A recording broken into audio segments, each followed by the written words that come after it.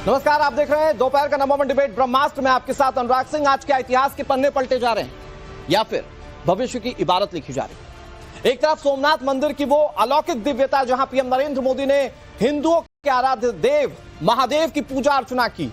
करोड़ों सनातनियों का सीना उस दौरान गर्व से चौड़ा हो गया, क्योंकि ये वो सोमनाथ मंदिर है जिस पर विदेशी आक्रांताओं ने एक नहीं बल्कि कई बार हमले किए, इसके अस्तित्व को मिटाने की कोशिश की, लेकिन यह सोमनाथ मंदिर अटल रहा।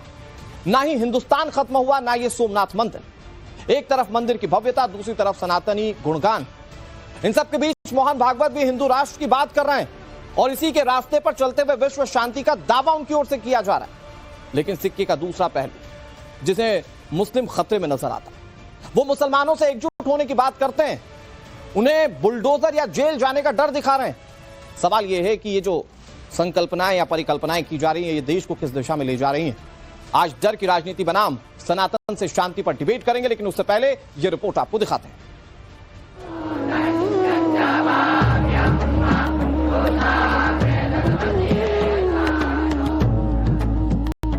सोमनाथ मंदिर, पीएम मोदी का सनातन संकल्प।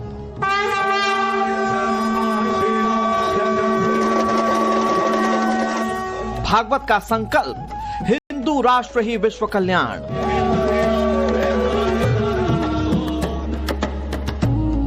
ओवैसी की डर वाली सियासत, मुस्लिमों को दिखा रहे हैं डर।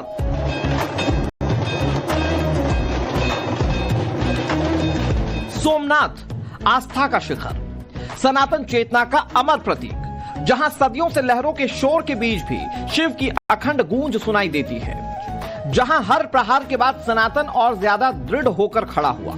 आज उसी सोमनाथ मंदिर में पीएम नरेंद्र मोदी ने पूजा अर्चना की। सदियों से भव्यता, दिव्यता और सनातन परंपरा का गौरव बनकर खड़ा सोमनाथ मंदिर, जहां पीएम नरेंद्र मोदी की यह पूजा केवल एक धार्मिक अनुष्ठान नहीं है, बल्कि उस सांस्कृतिक चेतना का संदेश है जिसे बीजेपी सनातन की आत्मा बताती है। प्रधानमंत्री नरेंद्र मोदी की श्रद्धा और समर्पण की तस्वीरें देश को बता रही हैं कि भारत अपनी जड़ों की ओर लौट चुका है, जबकि मंदिर की दिव्यता और भव्यता बताने के लिए काफी है कि सनातन ना कभी मिटा था, ना कभी मिटेगा। अगर सोमनाथ पर आक्रमण केवल आर्थिक लूट के लिए हुए होते तो 1000 साल पूर्व पहली बड़ी लूट के बाद रुक गए होते, लेकिन ऐसा नहीं हुआ। सोमनाथ के पवित्र विग्रह को तोड़ा गया, बार बार मंदिर का स्वरूप बदलने की कोशिश हुई और हमें पढ़ाया गया कि सोमनाथ को लूट के लिए तोड़ा गया था। नफरत, अत्याचार और आतंक का असली क्रूर इतिहास हमसे छिपाया गया। दूसरी तरफ आरएसएस प्रमुख मोहन भागवत ने विश्व गुरु भारत को लेकर अपने विचार रखे और दुनिया को बताया कि सनातन सिर्फ आस्था नहीं है, बल्कि एक विचार है। उन्होंने कहा कि भारत एक हिंदू राष्ट्र है और सनातन ही वो एकमात्र मार्ग है जिससे विश्व का कल्याण संभव है। ऐसे अपने जीवन को हम बनाते चले, सबको जोड़ते चले, तो निश्चित है कि आने वाले 20-30 वर्षों में भारत विश्व गुरु बनकर संपूर्ण दुनिया को सुख शांति भरा नया जीवन देने वाला राष्ट्र बनेगा। हिंदू राष्ट्र, धर्म राष्ट्र रहेगा। इसको कोई अन्यथा नहीं कर सकता, क्योंकि इसी के लिए भारत का जन्म है। आज बात विश्व गुरु भारत की हो रही है, विश्व कल्याण और सनातन पर गर्व की बात हो रही है, लेकिन सियासत का दूसरा पहलू भी लोगों को बांटने की कोशिश की जा रही है। धर्म के नाम पर लोगों को डर दिखाया जा रहा है। मुस्लिम वोट पाने के लिए तरह तरह के प्रोपेगेंडा फैलाए जा रहे हैं। सुनिए हैदराबाद के भाईजान महाराष्ट्र के नागपुर में नगर निकाय चुनाव के दौरान कैसे नफरती जहर उगल रहे हैं। अगर किसी समुदाय की पॉलिटिकल एजेंसी नहीं है तो मुसलमानों की नहीं है, और हम सिर्फ वोटर बनकर रह गए। अगर आप सिर्फ वोटर बनकर रहेंगे तो घर पे बुलडोजर चलेगा। अगर आप सिर्फ वोटर बनकर रहेंगे तो नौजवान बच्चों को झूठे इल्जाम में जेल में डाल दिया जाएगा। अगर आप सिर्फ वोटर बनकर रहेंगे तो मुसलमानों के बच्चे और बच्चियां स्कूल की तालीम से महरूम हो जाएंगे। अगर आप वोटर बनकर रहेंगे तो आपको समाजी इंसाफ नहीं मिलेगा। अगर आप वोटर बनकर रह जाएंगे तो इज्जत की निगाहों से आपको कोई नहीं देखेगा। मुस्लिम वोटर्स को साधने में जुटे असदुद्दीन ओवैसी ने खास धर्म के लोगों को साधने के लिए पिछले दिनों हिजाब वाली प्रधानमंत्री का जिक्र किया था, जिस पर असम के मुख्यमंत्री हिमंता बिश्व शर्मा और असदुद्दीन ओवैसी के बीच तू मैमे वाली जंग छिड़ गई है। Anybody can become prime minister, but India is a Hindu nation, Hindu civilization, and we will always believe and we are extremely confident that Indian Prime Minister will always be a Hindu person. उनके दिमाग में tubelight है, उनको संविधान पे वो ओत लिए हैं। संविधान में कहाँ लिखा हुआ है? वो पाकिस्तान की ज़हनियत रखता है हिमंता बिश्व शर्मा, इसीलिए कि पाकिस्तान के संविधान में लिखा हुआ है कि एक ही समुदाय का आदमी ही देश का प्रधानमंत्री उस देश का और प्रेसिडेंट बन सकता है। एक तरफ विश्व कल्याण की बात, दूसरी तरफ नफरती पैगाम। इन सबके बीच उत्तर प्रदेश के मुख्यमंत्री योगी आदित्यनाथ ने भी हिंदू एकजुटता और बांग्लादेश हिंसा को लेकर बड़ा बयान दिया, जिससे सियासी गलियारे में अलग अलग मायने निकाले जा रहे हैं। आप सबका दायित्व बनता है, सबका दायित्व बनता है ये बांटने वाले लोगों को, तोड़ने वाले लोगों को हम कभी पनपने न दें। दुनिया के अंदर सनातन का झंडा जैसे श्री राम जन्मभूमि पर पूरी भव्यता और दिव्यता के साथ फहराया जा रहा है, ऐसे ही पूरी दुनिया के अंदर सनातन का झंडा अपने आप गूंजता हुआ दिखाई देगा। तब कोई बांग्लादेश में किसी निरीह हिंदू को, कमजोर और दलित हिंदू को काटने का दुस्साहस नहीं कर पाएगा। सनातन धर्म की दिव्यता और भव्यता हमें एकता सिखाती है, लेकिन राजनीतिक बयानबाजी देश में नफरत और धर्म के आधार पर लोगों को विभाजित कर रही है। ऐसे में सवाल उठता है कि जो धर्म सदियों तक आक्रांताओं से पीड़ित रहा, अब उस धर्म पर कब तक सियासी प्रहार किया जाएगा? आखिर कब तक खास समुदायों के लोगों को डर दिखाकर इन्हें बरगलाया जाएगा? ब्यूरो रिपोर्ट, टाइम्स नाउ, नव भारत। दर्शकों, आज देश के सामने कई सारी परिकल्पनाएं, मसलन मोहन भागवत की परिकल्पना, जिसमें वो भारत को हिंदू राष्ट्र बताते हैं और कहते हैं कि इससे विश्व में शांति स्थापित की जा सके। योगी आदित्यनाथ की परिकल्पना है, जिसमें वो कहते हैं कि अगर बढ़ गए तो हाल बांग्लादेश जैसे होगा। प्रधानमंत्री नरेंद्र मोदी परिकल्पना को साकार करते हुए आज सोमनाथ मंदिर गए, 1000 साल के पूरे इतिहास को उन्होंने बताया। तो एक परिकल्पना ऐसी भी है जिसमें कुछ लोग बताते हैं कि मुस्लिमों पर आने वाले वक्त में कैसे दमन किया जाएगा, कैसे उनके मूलभूत अधिकार छीन लिए जाएंगे, और ये परिकल्पना रखने वाले असदुद्दीन ओवैसी हैं। और दर्शकों, एक परिकल्पना और है जो लोगों के मन में डाली जा रही है, वो है जीभ काटने वाली परिकल्पना। तो आज देश के सामने इतनी सारी परिकल्पनाएं, लेकिन सवाल यह है कि कौन शांति की बात कर रहा है और कौन बंटवारी, कौन डर के हिसाब से अपनी राजनीति चमकाने की कोशिश कर रहा है। इस पर करेंगे बातचीत। कई सारे मेहमान जुड़ गए, उनसे तारुफ आपसे करा दें। हमारे साथ मनीष शुक्ला जुड़ गए, भारतीय जनता पार्टी के प्रवक्ता हैं। हमारे साथ अमितोष पारिक, वीएचपी के स्पोक्स पर्सन जुड़ गए। हमारे साथ ओम जी उपाध्याय जुड़ेंगे अब से कुछ ही देर में। विशाल मिश्रा हमारे साथ जुड़ गए, आरएसएस विचारक हैं। रमनीश वत्स हमारे साथ जुड़ गए, जो कि पॉलिटिकल एनालिस्ट हैं। कांग्रेस पार्टी के संदीप त्रिपाठी हमारे साथ जुड़ गए।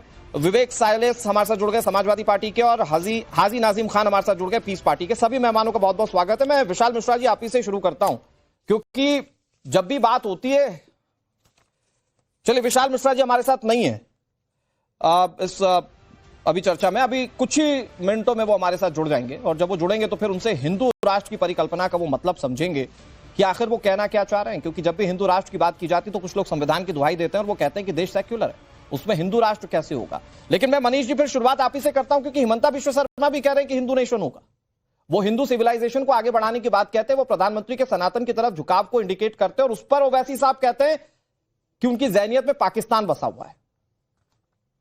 देखिए अनुराग जी, आज 1000 वर्ष बाद सोमनाथ में जो धर्म ध्वजा फहरा रही है वो कई प्रकार के संदेश देती है।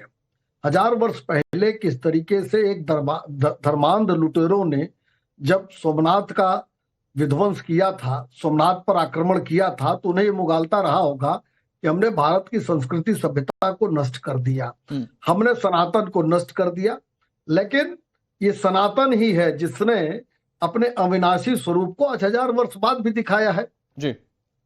आज से जिस तरीके से 1000 वर्ष की गौरव गाथा को वहां दिखाया गया है, 72 घंटे से लगातार ओंकार का उच्चारण हो रहा है, मंत्रोच्चार हो रहा है वो कहीं न कहीं पूरे विश्व को संदेश दे रहा है कि सनातन ही है जो अविनाशी उसमें मनीष है। जी जब प्रधानमंत्री नरेंद्र मोदी सोमनाथ में मौजूद होते हैं और वो शिव भक्ति दिखाते हैं तो उस पर कुछ लोगों को ये दिक्कत है कि देश का प्रधानमंत्री कैसे सिर्फ एक धर्म के लिए सब कुछ करता हुआ दिख सकता है। दूसरा ये कि जो हिंदू राष्ट्र की परिकल्पना है लोग उस पर सवाल उठाते हैं। हिंदू राष्ट्र का मतलब उन्हें यह लगता है कि सिर्फ हिंदू रहेंगे यहां पर और बाकी लोग चले जाएंगे। इसको लेकर भी भ्रम फैलाने की कोशिश की जाती है। उसको आप कैसे एस्टैब्लिश करेंगे लोगों के मन में कि वो हिंदू राष्ट्र क्या है जहां सिर्फ शांति होगी? देखिए, देश में सदैव से ऐसी शक्तियां रही हैं जो इस तरह की बातें करती आई हैं कि हिंदू राष्ट्र या सनातन धर्म, ये सनातन धर्म और राष्ट्र धर्म, ये अगर इसके एनालिसिस करेंगे, विश्लेषण करेंगे तो दोनों एक ही है। सनातन धर्म, हिंदू धर्म कभी भी किसी दूसरे धर्म के साथ अन्याय या दूसरे धर्म के प्रति विद्वेष के भाव को नहीं सिखाता है। और यही तो मूल भावना भी है संविधान की जो बाबा साहब अम्बेडकर ने बनाया था। हाँ, कुछ लोग थे जब सोमनाथ का पुनर्निर्माण हो रहा था तो भी विरोध कर रहे थे। राजेंद्र बाबू जी जब जा रहे थे वहां उस कार्यक्रम में पुनर्निर्माण के बाद जब जा रहे थे तो भी रोकने का काम तत्कालीन कांग्रेस सरकार के प्रधानमंत्री नेहरू जी ने किया था। तो ये एक विचारधारा है जो लगातार सनातन के खिलाफ चलती है। मैं फिर एक लाइन में आपसे समझना चाह रहा हूं मनीष जी, तो क्या हिंदू राष्ट्र का मतलब सिर्फ हिंदू रहेंगे? क्योंकि यही प्रेजेंट करने की कोशिश की जाए। अमितोष भाई आ रहा हूं आपके पास। हाँ, नहीं, बिल्कुल नहीं।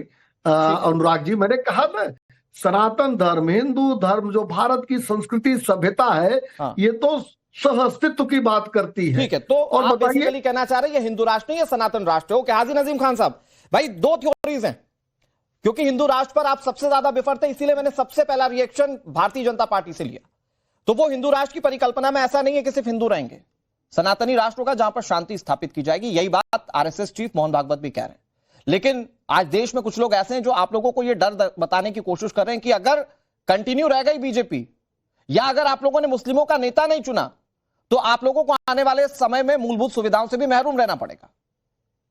तो मतलब एक तरफ तो शांति की बात हो रही है, दूसरी तरफ आपको डर के माध्यम से कंसोलिडेट करने की कोशिश की जा रही है, बताने की कोशिश की जा रही है कि एक नेता चुनिए और वो एक नेता संभवतः ओवैसी साहब है।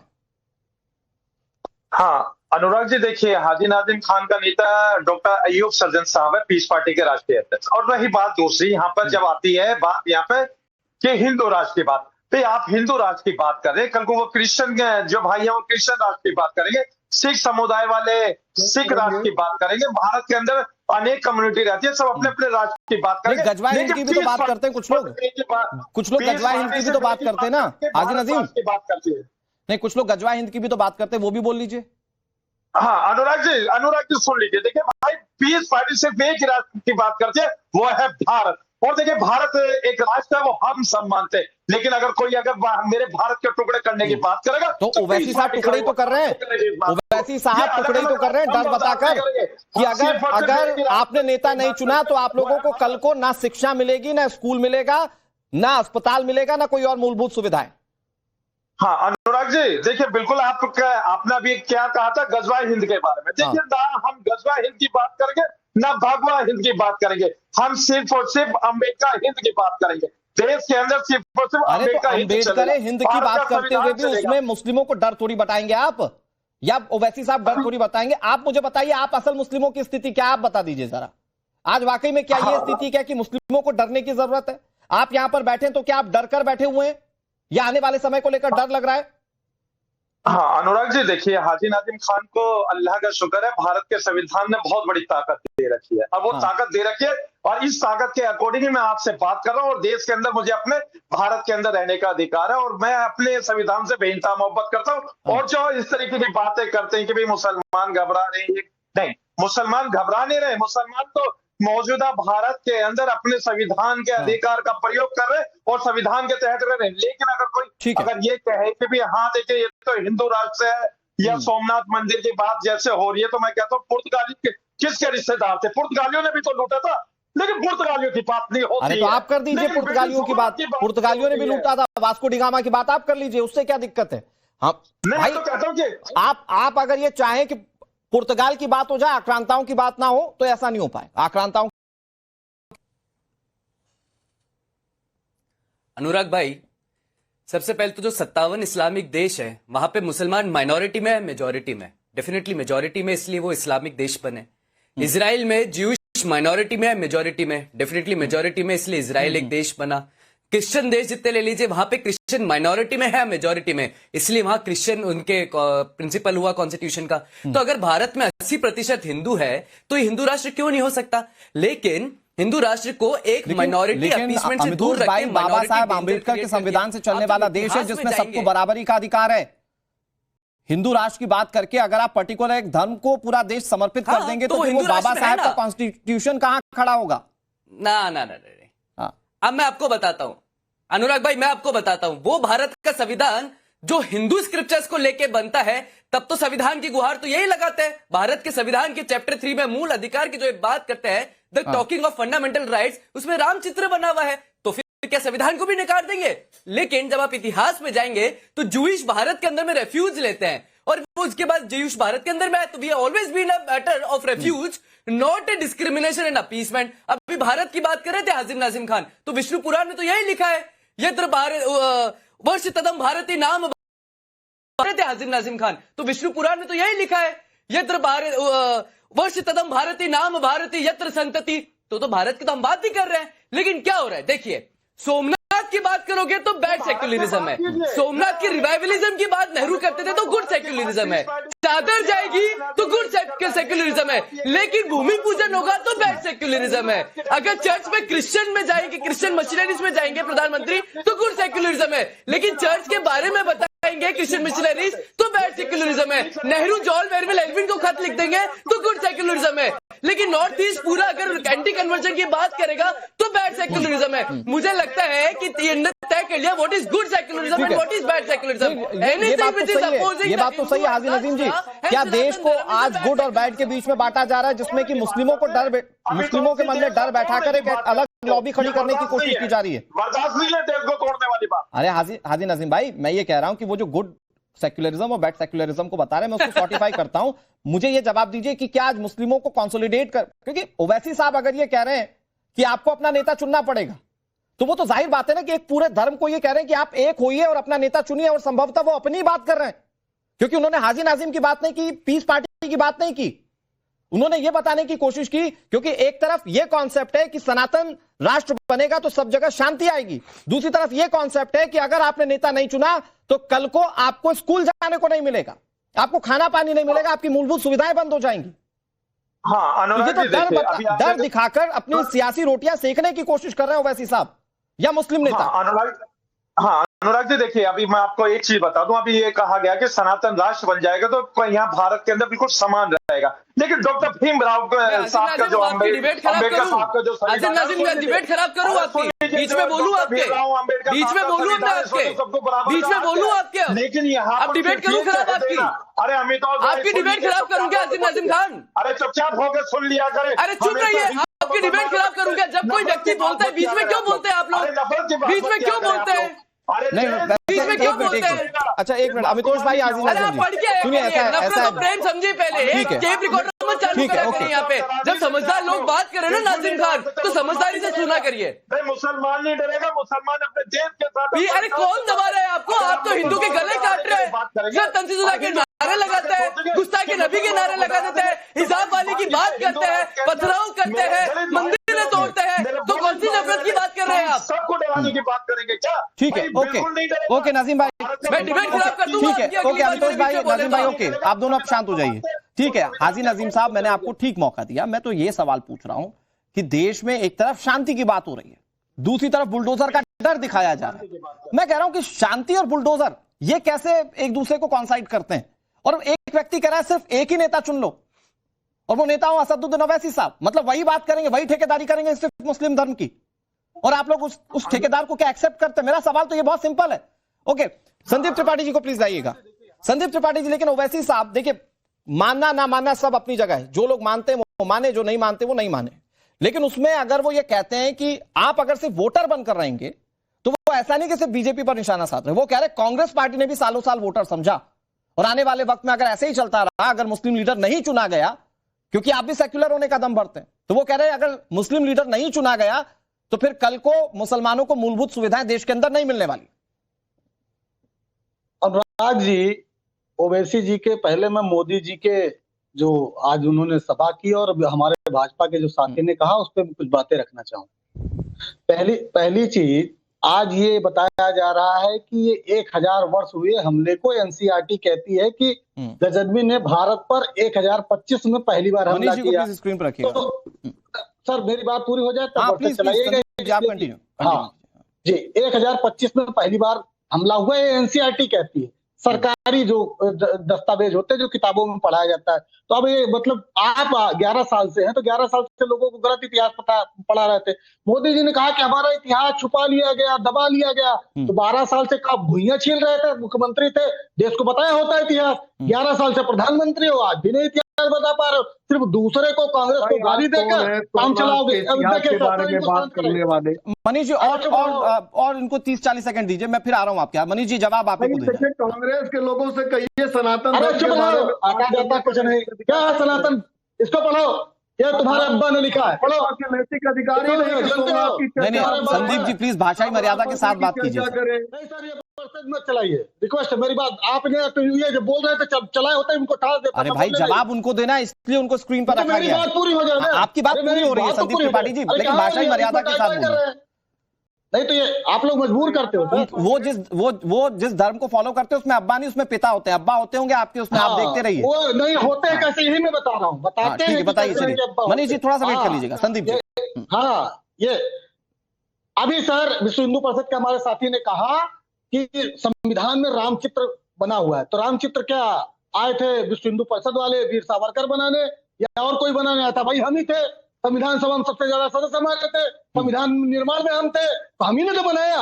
और उस सोमनाथ मंदिर को भी हम ही ने संसद में कानून बनाकर बनाया। मतलब गजब गोपनीय करते हो आप लोग। एक राम मंदिर बनाने के लिए आप जो है 84 से मैनिफेस्टो में वादा करके बैठे थे कि जब सत्ता में आएंगे संसद में कानून बनाकर मंदिर बनाएंगे। ठीक है संदीप जी, लेकिन द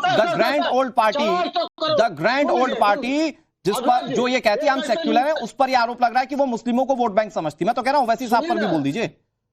सुन लीजिए, 400 करोड़ रुपए सर राम मंदिर से, सर 400 करोड़ रुपए राम मंदिर से सरकार ने टैक्स लिया। ये हम लोगों का पैसा है सर। राम मंदिर में सरकार ने कितने रुपए दिए हैं? ग्रैंड ओल्ड पार्टी क्या मुसलमानों को वोट बैंक समझती है? वैसे साहब ये कह रहे हैं के दल ने हिंदू धर्म को लूटने वाले दल। ये आपकी बात, आप कांग्रेस पार्टी को रिप्रेजेंट कर रहे हैं, आप कांग्रेस पार्टी को रिप्रेजेंट कर रहे हैं। आपकी भाषाई मर्यादा है संदीप त्रिपाठी।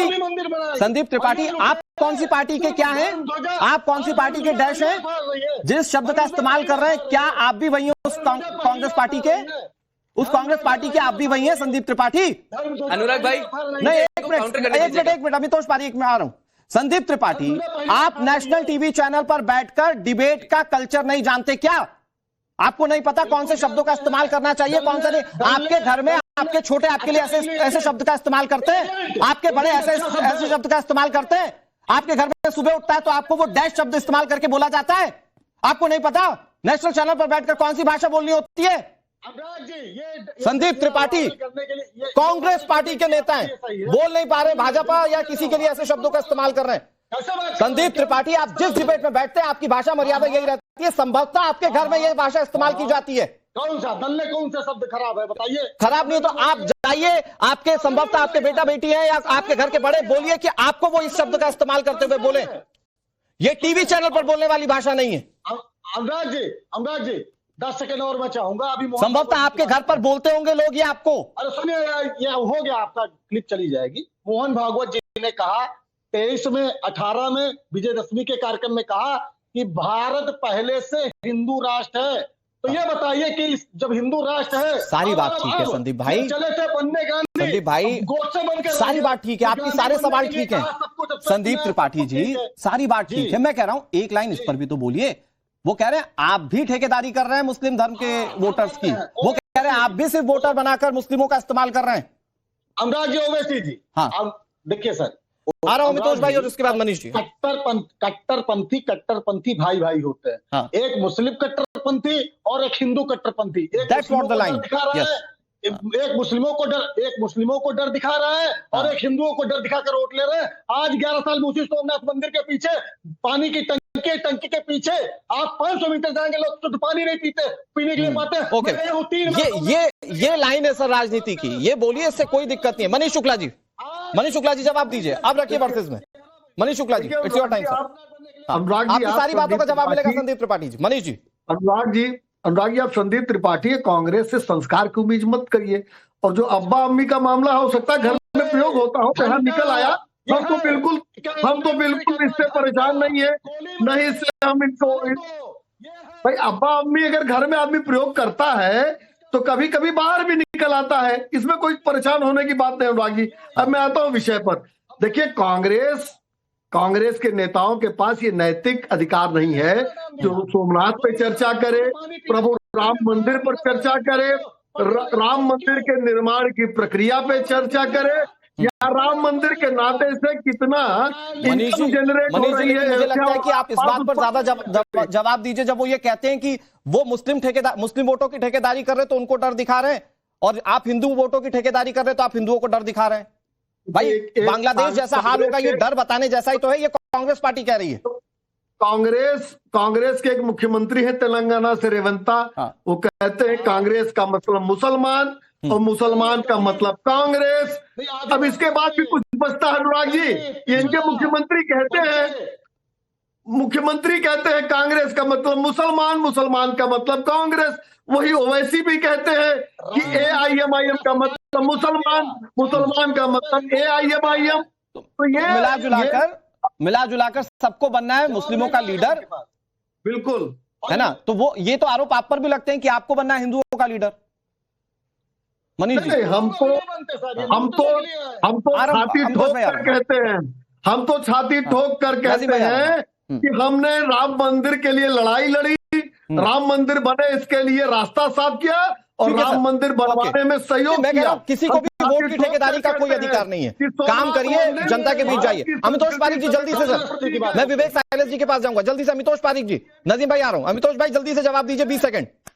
अनुराग भाई, अनुराग भाई, right, thank you so much. मैं संदीप त्रिपाठी और नाजिम खान से बोलता हूं, मुझे सुनेगा फिर काउंटर करेगा। संदीप त्रिपाठी जी ने सोमनाथ की बात करी तो मैं एक लेटर जुलाई 20, 1950 रिटर्न टू के मुंशी को लिखा है, Nehru question why the Somnath should be rebuild at the time when India facing shortages and economic difficulties. June 13, 1951 में डॉक्टर एस राधाकृष्णन को नेहरू लिखते हैं, Somnath inauguration is unnecessary first and admitted that he had tried to prevent cabinet minister from absconding. तीसरी बात, राजीव गांधी के समय पे नेपाल के अंदर में मोनार्क गिराने के लिए यूज करा था हिंदू मोनार्क को। ये वो व्यक्ति और वो टेन्योर था जो लगातार तरीके से लेटर लिखता था, चाहे क्रिश्चियन मिशनरीज हो, चाहे एंटी कन्वर्जन कानून हो, चाहे सोमनाथ का रिवाइवलिज्म हो, they were always and against the Hindutva. Sandeep Tripathi ji, आपके 20 सेकंड आ रहा हूं, नजीम भाई आ रहा हूं। संदीप त्रिपाठी जी जल्दी से सर, जल्दी से, और प्लीज। देखिए, हमारे विश्व हिंदू परिषद वाले भैया, आप 1964 में आपका संगठन बना, तब भी हिंदू थे, उसके पहले भी हिंदू जीवित थे और हिंदू सरवाइव कर रहे थे, पहली चीज। और अभी आपने 1951 और जुलाई 13, 1951 की बात कर रहे हैं, उसमें जवाब दीजिए। इन दो लेटर में बात करिए, मेरा तो छोड़िए संविधान का जन्म कब हुआ, आप तो इन दो कानून लेटर में बात करिए। सुनोगे तभी जवाब लेटर में बात करिए। Do you object? आप इसको ऑब्जेक्ट करते क्या? आप इसको ऑब्जेक्ट करते क्या? पहले सुनिए ना, हम क्या कह रहे हैं, पहले सुनिए। पहले आपको ये पढ़िए, पहले ये पढ़ दीजिए। आप क्या हो, आप फासिस्ट हो क्या? अरे सुनिए ना, ये बता दीजिए कि सोमनाथ मंदिर का इनोग्रेशन कब हुआ? भाई इन दोनों लेटर का कंडेम कर दिया, डिनाई कर दे। नहीं वो ये तो सच्चाई है ना। अमितोष भाई और संदीप त्रिपाठी जी, प्लीज सारे पैनलिस्ट को रखिएगा। देखिए, बहुत सिंपल सी चीज है, सोमनाथ मंदिर पर हम लोग डिबेट नहीं कर रहे हैं, हम लोग डिबेट इस बात पर कर रहे हैं कि एक तरफ सनातन से शांति की तरफ ले जाने की बात हो रही है, दूसरी तरफ कुछ लोग कह रहे हैं कि नहीं भाई, अगर ये लोग रहे सत्ता में तो आप लोगों को कल को मूलभूत सुविधाएं नहीं मिलेंगी। और संदीप त्रिपाठी जी, आरोप आप पर भी लग रहे हैं कि आप भी सत्ता में आए तो वही होगा मुस्लिमों के साथ। एक मिनट, लेकिन इन सारी कल्पनाओं के बीच में विवेक साइलेंस साहब, आपके एक नेता उठते कहते हैं, मतलब एक तरफ शांति की बात हो रही है, लेकिन आपके एक नेता कह रहे हैं कि मैं जुबान काट दूंगा। देखिए अनुराग जी, आपकी जो शुरू में शुरुआती रिपोर्ट थी उसमें 3 बात मैंने गौर की। आपने कहा कि हिंदुस्तान में डर की राजनीति हो रही है, दूसरा आपने कहा ओवैसी साहब नफरत का जहर बो रहे हैं, और तीसरी बात जीप काटने वाली बात हुई। तो डर की राजनीति 2024 में याद दिलाना चाहूंगा, माननीय प्रधानमंत्री के भाषणों की तरफ आप लोग का ध्यान उत्कृष्ट करना चाहूंगा कि मंगलसूत्र छीन ले जाएंगे, आपकी भैंस चुरा के ले जाएंगे, यहां तक आपकी बहु बेटियों को उठा के ले जाएंगे। ये डर की राजनीति हमारे माननीय प्रधानमंत्री ने देश के सामने 2024 के चुनाव में रखी थी, कोई इसको डिनाई नहीं कर सकता है। दूसरी बात आपने कही कि ओवैसी नफरत का जहर बोल रहे हैं, तो बड़ी अचंभे की बात है कि अभी तक ओवैसी पे भारत की सरकार एक्शन क्यों नहीं ले रही है? क्यों उनको छोड़ा हुआ? अगर वो हिंदुस्तान में नफरत फैला रहे हैं, तत्काल उनके ऊपर एक्शन होना चाहिए। तीसरी आपने बात कही कि जीप काटने की बात है, तो जीप तो अभी शाहरुख खान की काटने की किसी भारतीय जनता पार्टी की महिला प्रकोष्ठ की किसी अध्यक्ष ने कहा था, उस पर कोई एक्शन लिया गया? नहीं लिया गया। तो आप या सोमनाथ तो जी साइलेंस सर, या तो आप कार्रवाई के पक्षधर होंगे और या तो आप कार्रवाई के पक्षधर नहीं होंगे। तो ये जीप काटने वाले पर आप कार्रवाई के पक्षधर हैं या कार्रवाई के पक्षधर नहीं है? मतलब अगर आप कह रहे हैं अबू आजमी पर कार्रवाई ना हो, तो फिर महिला बीजेपी की नेता पर भी कार्रवाई ना हो। मैं कह रहा हूं महिला बीजेपी की नेता पर भी कार्रवाई हो और अबू आजमी पर भी कार्रवाई हो। आप में इतने गट से आप कहेंगे अबू आजमी पर कार्रवाई? जो मैं कहना चाहता था अनुराग जी, वो आपने खुद ही कह दिया। आपने बड़ी अच्छी बात कही, अबू आजमी पर कार्रवाई हो। जो इस तरह की वही करे, मैं तो अबू आजम पे भी होनी चाहिए, उस पे भी होनी चाहिए। गट्स की क्या बात है? अगर कोई गलत है तो गलत है और कोई सही है तो सही है। इसमें मेरे और आपके गट्स कहां से बीच में आ जाते हैं? अरे बिल्कुल सर, मैं तो कह रहा हूं, बिल्कुल मैं डिनाई कर रहा हूं। देखिए संदीप जी भाई, अच्छा लगा, ये अच्छा जेस्चर है कि भाई आप अपने साथी पैनलिस्ट के उस पर ताली बजाएं।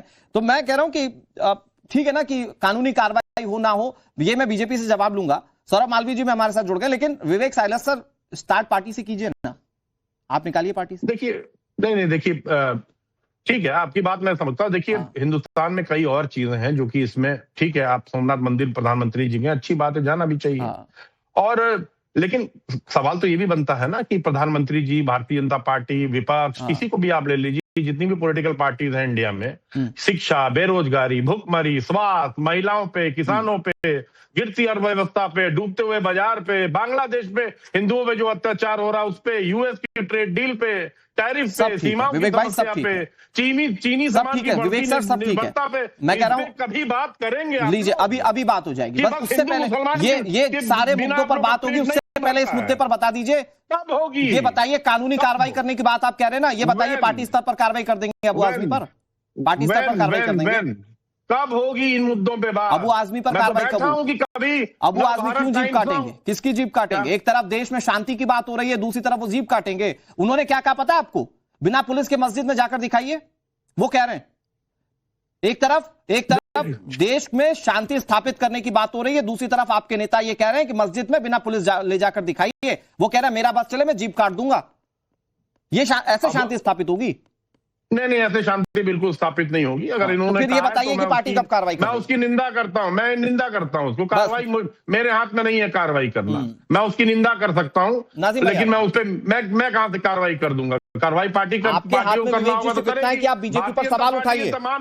अपने पर आएगा ना तो अपने गिरेबान में झांक कर कोई नहीं देखना चाहता।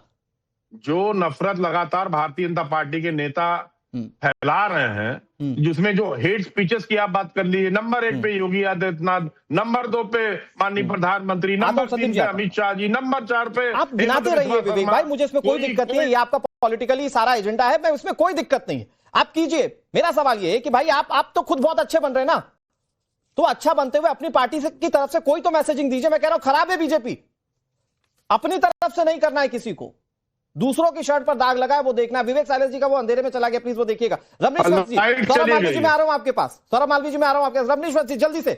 एक तरफ शांति स्थापित होने की बात हो रही है, दूसरी तरफ कुछ लोग कह रहे हैं जीप काट देंगे, कुछ लोग कह रहे हैं हिंदू राष्ट्र मतलब कि एक पर्टिकुलर धर्म विशेष को टारगेट किया जा रहा है, उन्हें बाहर निकालने की बात की जा रही है।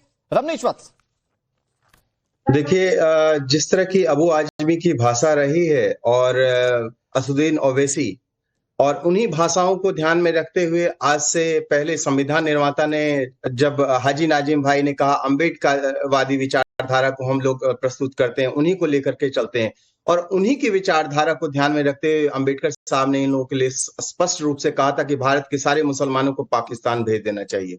मुसलमान भारत में रहेंगे, कभी सांप्रदायिक शांति नहीं हो सकती। मुसलमान भारत के लिए जिहाद छेड़ सकते हैं, मुसलमान कभी भी हिंदुओं की सरकार को स्वीकार नहीं करेंगे। और आज असदुद्दीन ओवैसी भी यही कहते हैं कि हमारी बुर्का वाली जो बहन है उन लोगों को प्रधानमंत्री बनना चाहिए। ठीक है, आप प्रधानमंत्री बनाना चाहते हैं तो बनाइए, इसमें कोई रोक टोक नहीं है, लेकिन 80% आबादी जो है सनातनियों की है यहाँ पे। सबसे पहले यदि प्रधानमंत्री का हक, यदि अधिकार होता है, वो सनातनी का होगा, और सनातन ही हमारा राष्ट्र धर्म है। सनातन मुझे को लगता है कितनी सर, भी बार आप तोड़ने का प्रयास करें, ये आपके अपने 17 से व्यक्तिगत ज्यादा विचार है बार रमेश पूरा वत्स गया जी। मुझे लगता है कि देश की जनता को चुनना होता है, प्रधानमंत्री प्रोजेक्ट होता है, जनता तय करती है किसको चुनना है।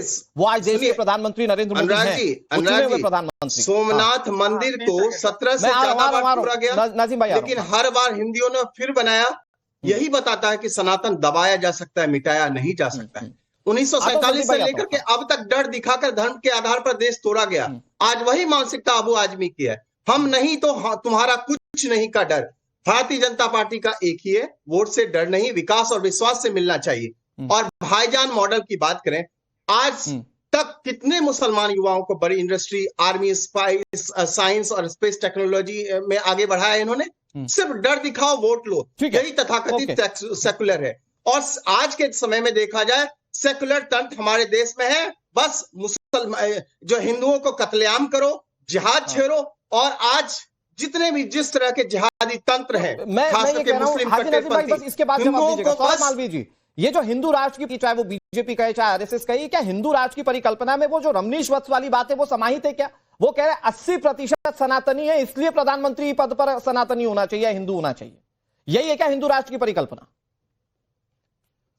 देखिए अनुराग जी, दुनिया भर के लोकतंत्र में सबसे खूबसूरत लोकतंत्र भारत का है। और पूरी धरती पर, पूरे विश्व की बात मैं कर रहा हूं, कहीं एक किसी देश में मुस्लिम समाज यानी मुसलमान महफूज है, वो भारत में है। बाकी दुनिया भर के लगभग 98 देशों में इस्लामिक कट्टरपंथी चरम पर है, इस्लामिक कंट्रीज होने के बाद भी।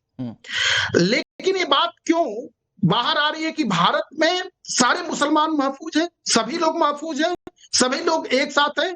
क्योंकि उसके पीछे एक बड़ा कारण है, वो है कि एम फाहियान, अल बरूनी, दुनिया भर के आक्रमणकारी, आज सोमनाथ के हमला के 1000 वर्ष पूर्ण हो रहे हैं, जितने आक्रमणकारी आए वो भारत के धन वैभव को लूटे, लेकिन भारत के सनातन के गुलाम हो गए। तो यानी जो भारत का सनातन है, वो कहता है कृण्वन्तु विश्वार्यम, दुनिया को श्रेष्ठ बनाना है। उस दुनिया को श्रेष्ठ बनाने के कारण ही यही सनातन है, यही हिंदुत्व है, और यही हिंदू धर्म है, यही हिंदू राष्ट्र है। इस बात को समझने की जरूरत है। अच्छे से वर्णित किया सर इसको आपने।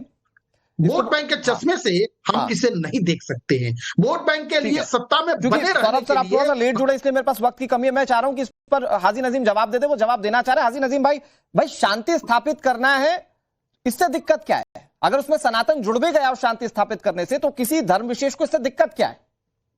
हाँ अनुराग भाई, देखिए पीस का मतलब ही शांति है। तो देखिए पीस तो हमेशा पार्टी जो है शांति का मैसेज देती है, लेकिन यहाँ पर बात अब इन्होंने कहा कि भी देखिए यहाँ पर हिंदू राष्ट्र में कोई दिक्कत परेशानी नहीं है। आपको पता है कल अयोध्या में एक मुस्लिम समाज किस तरीके से राम मंदिर के अंदर घुस गया, कैसे घुस गया और कैसे उसने वहां पे वजू कर दिया। तो आप बताइए ना कि ये कौन सी मानसिकता है कि आपके मस्जिदें कम पड़ रही हैं, आप जाके राम मंदिर में पढ़िएगा नमाज, आप उसको भी यहाँ पर केस स्टडी के रूप में ले आए? क्या बात कर रहे हैं नाजिम भाई? मुझे एक बात का जवाब दीजिए हाजी नजीम खान। मैं आ रहा हूँ, संदीप जी आ रहा हूँ। हाजी नजीम खान, मुझे एक बात का जवाब दीजिए, सिर्फ सनातन जुड़ गया इसलिए आपको शांति नहीं चाहिए देश में? मैं तो कहता हूँ कि अगर डॉक्टर भीमराव अंबेडकर साहब के संविधान से भारत चल रहा है तो इसमें क्या दिक्कत है? ठीक है, जल्दी से कौन परेशान? मनीष जी जवाब दीजिए। संदीप भाई आप, लेकिन यहाँ पर एक माहौल भीमराव अंबेडकर को पढ़ के आओ पहले। अरे यहाँ पे He said that you don't have brotherhood. Bhimrao Ambedkar साहब को पढ़ो पहले। नहीं, हमने पढ़ रखा, उनके संविधान को पढ़ रखा। ठीक है, डॉक्टर भीमराव अंबेडकर साहब के संविधान। आपकी पार्टी का नाम पीसे पर आपकी जुबान नफरत थी हाजिम नाजिम, दोनों कॉन्ट्रेरी चल रहे हो आप। देश के अंदर टुकड़े हो तो आप दोनों कॉन्ट्रेरी चल रहे हो। टुकड़े बर्दाश्त नहीं कर सकते, ये भारत है। नहीं सर, टुकड़े की बात कोई नहीं कर रहा है, आप खुद बताने की कोशिश करें कि टुकड़े हो जाएंगे। यहाँ टुकड़े नहीं होंगे देश के, ये बात सब सुन ले, देश के टुकड़े कभी नहीं होने वाले। टुकड़े वाले हमें पूरा भरोसा है हमारे देश पर, इसकी संस्कृति पर, मुस्लिमों पर भी भरोसा है, हिंदुओं पर भी भरोसा है। ठीक है मनीष जी, जल्दी जवाब दे दीजिए। ये क्या सनातन नाम जुड़ जा रहा है इसलिए शांति के साथ इस शांति को एक्सेप्ट नहीं कर रहे हैं? देखिए अनुराग जी, दरअसल हम लोग जो सनातन धर्म है, जो हिंदू संस्कृति है, जो हिंदू सभ्यता है, अगर आपको ध्यान देना होगा, केवल सोमनाथ के मंदिर को स्टडी कर लीजिए तो किस तरीके से आताताई धर्मान लुटेरों ने उसको लूटा, विध्वंस किया, और आज वहां जो धर्म ध्वजा फहर रही है वो स्पष्ट संदेश दे रही है। देखिए हिंदू धर्म, सनातन धर्म सहअस्तित्व की बात करता है, और देश जब पॉलिटिकल देश है तो यहाँ जो ठीक है, संविधान है, उसके लेकिन अनुसार ये देश चल रहा मिसकंसेप्शन है। कैसे दूर कीजिएगा मनीष शुक्ला जी, क्योंकि आपके नेता भी हिंदू राष्ट्र की बात कहते हैं। एक लाइन में बताइए, मिसकंसेप्शन कैसे दूर कीजिएगा कि भाई मुस्लिमों को बाहर निकाला जाएगा हिंदू राष्ट्र में, एक लाइन में सर। इसमें किसी को भ्रम नहीं है, भ्रम केवल जो पॉलिटिकली मोटिवेटेड ठीक लोग है, हैं, सिर्फ पॉलिटिकली जो मोटिवेटेड कहते हैं लोग लोगों को डरा रहे हैं। जल्दी से कांग्रेस संदीप त्रिपाठी, इसके बाद अमितोष भाई आ रहा हूं, फिर विवेक सर। संदीप त्रिपाठी जल्दी से सर, 20 सेकंड। देखिए सर, मनीष जी सहअस्तित्व की भी बात कर रहे हैं, और अभी उन्होंने कहा कि हाँ हिंदुओं के ठेकेदार हैं, तो सहअस्तित्व की बात तो दोनों विरोधाभासी बातें हैं। कैसी बातें आप करते हैं? यही आपका चरित्र है। सच है कि आप ना हिंदू के हैं ना मुसलमान के हैं, सिर्फ आपको वोट की राजनीति करनी है। तो क्या कहते हैं संदीप जी? इसलिए मोदी जी सोमनाथ पहुंचे हैं। ठीक है अमितोष भाई, जल्दी से। बाबा जी को लूट कर 300 अमितोष भाई लास्ट 10 सेकंड आपके। 300 रुपए लगा दिए आपने। अनुराग भाई, आपने बात कही कि शांति कैसे प्रतीक होगी, शांति कैसे सनातन के अंदर में, तो हम हमेशा एक बात करते हैं, ओम शांति अंतरिक्ष शांति, पृथ्वी शांति, अपहा शांति, अशुद्ध शांति, वनस्पति शांति, ब्रह्म शांति। लेकिन जब सियासत इसमें सम्मिलित हो जाती तो वो शांति नहीं दिखती है, फिर उसमें दिखता है सिर्फ शब्द हिंदू और उसके बाद जुड़ा हुआ राष्ट्र। बहुत शुक्रिया आप सभी का हमारे साथ जुड़ने के लिए और इस चर्चा में शामिल होने के लिए। एक बड़ी